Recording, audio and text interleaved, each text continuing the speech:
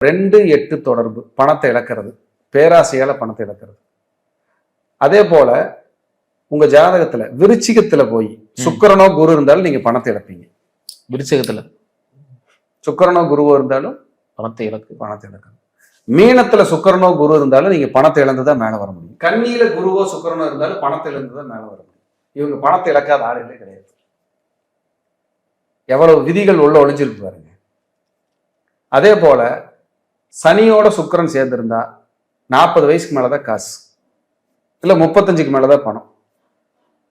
சூரியனோட சந்திரனோட புதனோட 2ஆம் அதிபதி சேர்ந்திருந்தா ஒரு மாசம் நல்லா இருக்கும், ஒரு மாசம் மோசமா இருக்கும். ஒரு மாசம் நல்லா இருக்கும், ஒரு மாசம் மோசமா.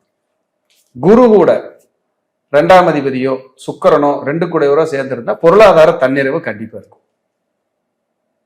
ஆனா ஏற்கனவே நான் சொன்ன மாதிரி சுக்கிரன் கேது, குரு கேது, 2ல் கேது, ரிஷபத்தில் கேது, 2ஆம் அதிபதியோடு கேது, இவங்கெல்லாம் இருந்தா லாக் பண்ணிடுவாங்க. இதுல 8ஆம் அதிபதி சேர்ந்தா பேராசைப்பட்டு பணத்தை லாக் பண்ணுவாங்க.